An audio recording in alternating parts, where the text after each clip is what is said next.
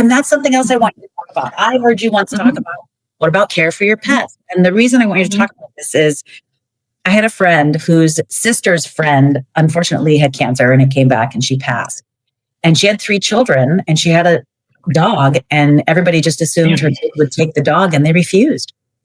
And so her friends had to figure out what to do with the dog, because even her children refused to do anything with the dog. They even refused to surrender it. They just said, we're not dealing with it. So, you never know. Hopefully you've got a really good communication with your family, but you never know. So if you have pets, it never occurred to me that I should put a clause in my will for my pet and navigate which one of my friends can take my pet animal.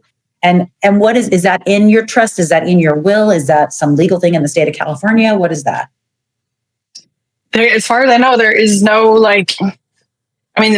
so if you do not have a will and trust, California does have a default, here's what happens to your property, and it's based on blood relation. So that should be enough to say, is that who I would want to take care of or to receive my assets, let alone your pets, that while they are treated like property still under the law, they need some care. And it closest living blood relative is not necessarily the same person who is going to give the best care to your pets. Right. And I started thinking about this more seriously myself when my dad passed in 2017, and he had a wonderful cat, and my family is full of cat lovers. We all have cats, and we still really struggled to find her a good home. Luckily, I had moved into a place where I could have pets the week before. So I was able to adopt her. But for the previous 6 years, I wasn't allowed to have pets in my apartment. So even in a family where everyone wants to do the best thing for the pet, it's not a given. And certainly all of us can think of people who should definitely not be in charge of providing a loving home to a pet of any kind. And it's just another one of those areas, just like your kids, that you should have a say in who's going to take care of them.